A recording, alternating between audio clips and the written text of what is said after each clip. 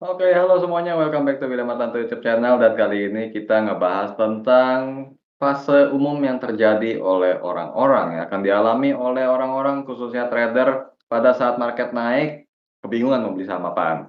Dan saya pun pernah ngalamin, jadi ini saya share karena menurut saya semua orang akan merasakannya juga pada waktunya, mau itu pemula ataupun yang sudah berpengalaman, ketika nggak ada persiapan dan let's say otaknya lagi nggak rasional berpikir ya, itu biasanya memang bisa dilakukan dan itu hal yang wajar karena kita itu di saham itu nyari duit, jadi apa aja yang kelihatan menarik bisa menghasilkan atau berpotensi menghasilkan cuan biasanya diuber.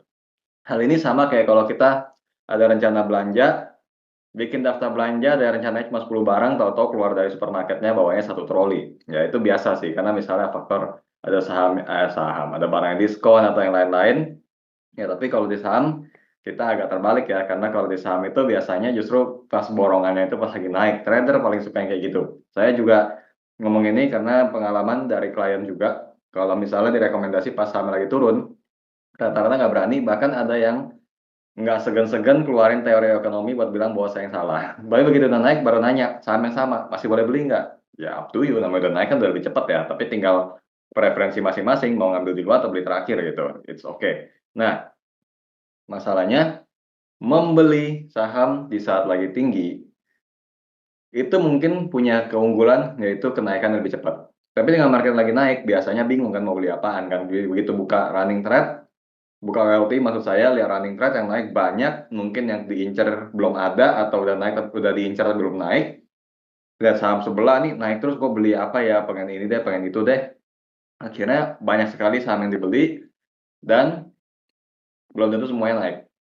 Karena memang kalau lagi naik market itu ya, banyak faktor-faktor yang bikin saham lainnya tiba-tiba kayak ngikut, entah itu faktor diskon, ketinggalan dari grup yang sama, sektor, rotation misalnya, atau ya mungkin dipom-pom juga, karena kita tahu kalau market lagi naik biasa ada aja influencer ataupun ya nggak cuma influencer sih, banyak sih sekarang yang mainnya kayak gitu ya. Jadi kalau misalnya market naik, akan ada rekomendasi lama atau berita-berita lama yang dikeluarkan yang kata reminder atau sudah pernah direkomendasikan dari beberapa tahun sebelumnya, yang mana itu bilang tidak rekomendasi. Tapi kalau tidak direkomendasikan, kenapa diperlihatkan? Yang ada bikin bingung. Jadi pada saat market lagi naik, informasi itu banyak yang bukan main, kita jadi bingung mau ngapain ya. Nah ini tips yang akan saya bagikan. Kebetulan ini adalah momen yang cocok di mana saat saya bikin video ini, IHSG-nya sempat bikin all time high baru di bulan Agustus 2024 ya. Jadi ini 16 Agustus, sehari sebelum kemerdekaan. Kira-kira pas lagi kemerdekaan gini ada nggak yang bikin pertanyaan, "Sudah kita merdeka dan kurung secara finansial?" Karena itu tiap tahun kayaknya ada aja yang bikin ya, which is aneh sebenarnya, kayak mempertanyakan keuangan orang di saat lu sendiri punya keuangan belum tentu beres. Oke, ini kalau saya sedikit update aja, IHSG-nya inverted head and shoulder, tanggal 5 Agustus adalah pembentukan right shoulder-nya. Sekarang pada tanggal 15 Agustusnya sempat highest-nya di 7460. Itu udah ngelewatin all time high sebelumnya yang ada di 7454. Jadi ini kejadian dari Maret ke Agustus. 5 bulan dikasih proses pembentukan pattern, kesempatan nyomot barang, tapi nggak semua orang bisa manfaatin. Karena namanya juga kasih IHSG lagi turun, banyak yang khawatir. Saya masih ingat banget di momen sekitaran Mei sampai Juni ini banyak banget narasi-narasi bahwa IHSG isinya sampah dan segala macam. Sekarang kalau udah kayak begini, makanya di Instagram WHPJ Official pernah saya ini ya, ada bikin story dari tim saya, yang mana itu emang kata-kata saya sendiri sih. Kalau IHSG udah mau all time high tapi portofolio lu nggak membaik, itu sebenarnya bukan market yang jelek, tapi skill lu yang jelek. Ya karena itu memang karena market tuh peluangnya selalu ada dan kalau IHSG naik, hampir bisa dipastikan banyak saham yang naik, walaupun nggak semua. Tapi kalau sampai portofolio kita sendiri nggak bisa ngikut, atau kalaupun nyangkut tapi nyangkutnya nggak bisa membaik, itu benar-benar ada kesalahan kita sendiri sebagai pelaku pasarnya. Nah, balik ke topik, jadi ketika IHSG sudah naik dari sejak tanggal 5 Agustus ini, bahkan kalau kita ngomong dari 20 Juni, akhirnya begitu kayak gini, kita kayak nyesel bahwa kenapa di tanggal pas marketnya merah, atau di saat candlestick-nya merah, itu kita sebagian dari kita mungkin nggak ambil peluang gitu, kayak takut aja ini masih bisa tembus level baru nggak, makin rendah nggak, crash nggak, dan segala macam. Ya penyesalan itu wajar untuk terbentuk, tapi kalau udah naik kita harus tetap rasional, hati-hati supaya Kalaupun mau ngejar, ngejarnya nggak bikin nyesel juga, karena seringkali market itu kayak kena 3 fase umum ya. Pertama dihujat karena belum naik, kedua dipuji-puji karena udah naik, ketiga dihujat lagi karena belinya ketinggian terus turun. Jadi sebelum kena jebakan siklus seperti itu, kita harus pastiin bahwa ini udah bagian-bagian serius. Bagian pertama adalah sebelum market naik, sebelum saham yang kita incar juga naik, siapin watchlist dulu. Itu udah tips pertama yang akan selalu dilakukan oleh orang-orang, dan saya akan ingetin di sini. Pertama, siapin watchlist Anda dulu. Ini nggak cuma berlaku di saham nih, sebenarnya kalau Anda lihatin di kripto ataupun di forex ya, ini intinya instrumen investasi ya, Anda harus punya watchlist dulu justru di saat lagi crash. Crash ataupun downtrend lah ya, nggak selalu crash hitungannya kan. Kalau misalnya lagi downtrend, siapin watchlist dulu ya. Watchlist itu artinya apa? Ya daftar pantauan. Nggak harus dibeli hari ini, tapi ketika ada indikasi reversal, boleh mulai dibeli. Katakanlah Anda nggak tipikal yang suka beli pas lagi bottom karena bottom tidak bisa terukur misalnya gitu. Anda ada tipikal yang percaya bahwa bottom itu nggak bisa keukur. Oke, masuk pas reversal nggak apa-apa. Yang penting sudah ada acuan yang mana yang harus dibeli. Jadi nggak pas marketnya hijau, IHSG-nya hijau, Anda langsung tabrak sana tabrak sini cuma dengan alasan mumpung lagi naik. Takut ketinggalan, FOMO, dan segala macam. Itu harusnya nggak boleh jadi alasan, karena trader itu ada ilmunya. Kalau spekulan, iya nabrak gitu. Siapin watchlist. Kedua, ukur. Ya, walaupun bottom tidak bisa ditebak, tapi akhir dari tren bisa diukur. Misalnya perhatikan dari volume perdagangan, semakin menipis atau enggak. Ini teori klasik, bahwa kalau semakin turun harga saham, disertai dengan penurunan volume perdagangan, itu adalah indikasi bottoming. Misalnya apa yang bottoming? Kita coba ke saham BBCA kali ya, yang bergeraknya sesuai dengan indeks aja. Jadi pas 5 Agustus, atau misalnya yang ini deh, ya yang Juni dulu deh. Ini harga makin turun, volumenya juga tidak spiking lagi, sudah mulai datar, bahkan di sekitaran sini kita udah tahu ini udah boleh watchlist di sini. Ya ketika makin turun tapi volumenya juga nggak bisa 2 kali lebih tinggi daripada biasanya, sebenarnya ini sudah layak jadi watchlist. Nah, misalnya Anda tipikal yang nggak mau beli tanggal 19, tanggal 20 baru masuk, Anda sudah tahu bahwa ini memang kondisi yang sudah layak untuk masuk. Jadi maksud saya di sini adalah kalau Anda beli saham, pastiin pembelian itu dilakukan dengan sudah mengukur volume yang mana bisa mengukur ketenangan bisa menjadi indikator dari kepanikan pelaku pasar. Selain daripada itu, apalagi ya, kayaknya INDF terakhir-terakhir juga dibahas-bahas orang, dan saya menemukan teori volume yang cukup bergerak di sini. Ya, jadi sini pas dia sideways juga, volumenya makin tipis dan baru mulai naik pas dia lagi ini ya, sideways ini ya, berarti ini ada indikasi penguatan. Setelah itu terukur dengan EMA 5 dan EMA 20. Nah, tadi kita udah lewatin 2 step. Pertama, siapin watchlist, kedua diukur watchlistnya.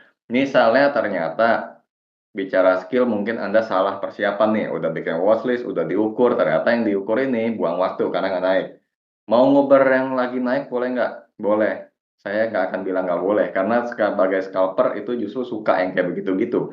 Beli yang bottom pas lagi parah-parahnya, atau ride the trend. Jadi ride maksudnya apa sih? Ride, mengendarai dari tren yang sudah berjalan.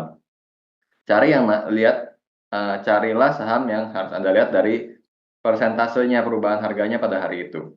Kalau misalnya baru naik sekitar 1-2% mungkin masih aman. Itu kenapa saya bilang aman, karena 1-2% pada sekuritas tertentu itu baru nutup fee doang. Ya baru kasih cuan sedikit doang. Jadi kalau misalnya kita bilang udah naik, nggak ada potensi orang profit taking, itu betul. Tapi biasanya di atas 1-2%. So bisa dibilang di atas itu Anda mau coba ya ngetes ombak itu masih aman. Tapi kalau udah naiknya 10%, 20%, misalnya saham-saham terliner kan yang bisa auto rejection sampai 35%, mendingan coba diukur lagi pakai cara yang sama, cek dari volumenya misalnya. Kalau udah terlalu tinggi, kemungkinan akan terjadi fase markdown dan lain-lain, itu mungkin harus di skip dulu. Tunggu tenang dulu, mungkin besoknya baru masuk, atau siapin saham baru, cari lagi yang belum naik dengan kondisi yang volumenya masih aman, ya, atau yang penguatannya baru tipis. Ketiga, fokus, ya. Bahkan makin lagi naik, itu banyak info, banyak berita, banyak rekomendasi yang beredar, yang mana orang-orang akan pakai untuk menunjukkan kehebatan mereka. Ya wajar sih, namanya juga market lagi naik kan, berarti pas udah naik, kemungkinan saham mereka juga udah naik, ya mereka memperlihatkan bahwa gua sudah memilih, dan itu adalah bentuk dari skill mereka. Betul, itu sah-sah aja untuk dilakukan oleh siapapun. Tapi yang menerima informasinya yaitu Anda, jangan disalahartikan sebagai contekan untuk dibeli sekarang. Ya kalaupun Anda mau terima itu sebagai contekan, Anda harus ukur lagi, worth it nggak untuk gue beli sekarang? Karena kalau orang pamer cuan berarti kan dia sudah cuan. Kalau Anda mau ikut, Anda baru mulai. Ya, jadi kalau Anda bisa tanamkan pikiran seperti itu, Anda akan selalu rasional dan nggak akan sembarangan tabrak harga saham dengan alasan belum punya portofolio kosong, masa gua nggak trading market naik, atau ini lagi jalan ada yang bisa cuan, masa gua nggak bisa, dan segala macamnya. Ya kita kalau kondisi kayak gitu harus bisa terima lah bahwa gimana juga kalau orang lain bisa pamer cuan berarti itu dia sudah bergerak duluan dan Anda misalnya belum, ya terima aja itu kehebatan dia, dan yang pastinya bukan jadi alasan untuk langsung ikut-ikutan nabrak. Ingatnya di bagian itu aja, kalau dia udah cuan saya belum, gitu, karena saya baru mau beli. Nah, itu yang mesti ditanamkan dalam pikiran supaya nggak langsung kejebak. Memang sih resikonya kalau semua orang berpikir kayak gini sih, saham itu naiknya susah ya, karena tiap kali naik nggak ada yang mau Uber, nggak ada yang mau Uber, dan lain-lain. Tapi saya cuma kadang prihatinnya lihat orang-orang tuh ngubernya justru di harga-harga yang benar-benar pucuk banget. Habis itu kalau sampai sorenya closing market candle-nya shooting star aja, yang buntutnya di atas, itu sudah hopeless biasanya, karena hampir dipastikan ada penurunan di hari esoknya. That's why kalau resiko seperti itu memang harus selalu ada, ya kita yang harus mengatur posisi kita, mau jadi pembeli ya terakhir sebelum turun, atau di tengah-tengah, atau kalau paling bagusnya ya pembeli di harga-harga terendah sebelum naik. Yang mana mungkin nggak semua orang bisa, tapi ya udah kita fokusin pada yang di tengah-tengah trennya aja. Nah, itu sebenarnya hal-hal umum yang harus bisa dikuasain. Saya justru di sini nggak mau bilang soal mengukur kondisi makro dan segala macamnya, karena faktor market yang selalu mendiskon everything itu selalu ada. Ya, jadi kadang-kadang pas kita terima beritanya, udah tahu kabar baiknya, pas baru beli itu justru udah telat. Kalau kondisi udah kayak gitu kan lebih sering menyesal dan ujung-ujungnya nyalain market ya, kayak marketnya yang jahat sama Anda atau segala macam. Sebenarnya itu masalah timing aja. Saya udah sering banget lah ngomong kayak begini ya. Kadang-kadang itu terima nggak terima itu masalah timing aja. Kalau misalnya pas Anda belinya telat, mau beritanya seindah apapun itu adalah kesalahan. Dan mau nggak mau pasti nyangkut duluan, apalagi kalau tujuannya trading itu udah hampir pasti ada aturan cut loss. Tapi kalau untuk investing dan lain-lain ya saya nggak bisa ngomong karena prinsipnya beda sekali ya, dan saya bukan investor jangka panjang. Nah, jadi itu sih sebenarnya intinya Anda harus sebagai trader ya harus selalu punya persiapan. Persiapan apa? Yaitu persiapan untuk dagang barang apa yang mau Anda perdagangkan. Dari sini dalam hal ini sebagai trader saham yang diperdagangkan jelas saham doang, tapi sahamnya apa aja gitu. Ya, nggak bisa langsung tabrak. Kalau langsung tabrak, chance untuk menang walaupun ada, itu selalu lebih kecil. Kedua, anggap perang. Anggap ini perang, cek level-level yang bisa, level-level harga yang bisa Anda beli pas lagi lemah-lemahnya.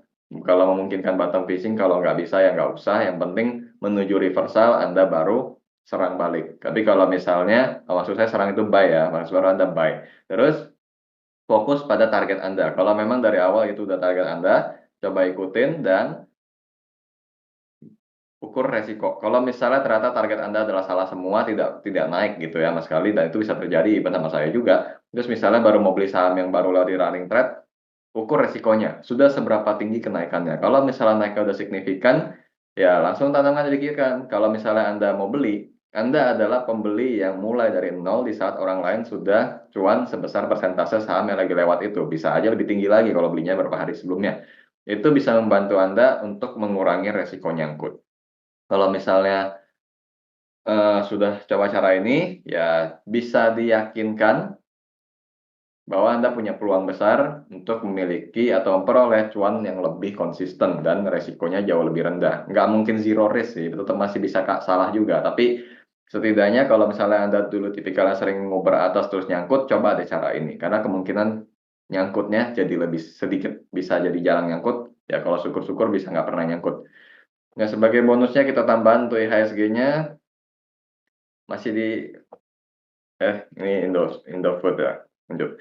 Ini IHSG-nya masih sekitaran 55.520, kemungkinan masih lanjut naik, jadi sabar-sabar aja karena kemungkinan minggu depan sudah mengetes all time high lagi. Ya memang sih TradingView nggak kasih lihat volume ya, jadi nggak bisa ngukur indeks, tapi kan dari OLT Anda lain-lain bisa lihat. Ya sejauh ini kalau update yang saya kasih, saya melihat ini masih ada potensi naik pada awal pekan, kemungkinan tembus all time high lagi. In case tidak langsung di awal pekan, perhatikan support pada 7.369 di sini yang terbentuk pada 13 Agustus karena bisa bertahan di sini adalah indikasi penguatan lanjutan. Oke, sekian video saya pada topik kali ini. Silakan like and dislike sebagai respon terhadap video saya dan kita ketemu lagi pada vlog selanjutnya. See you again.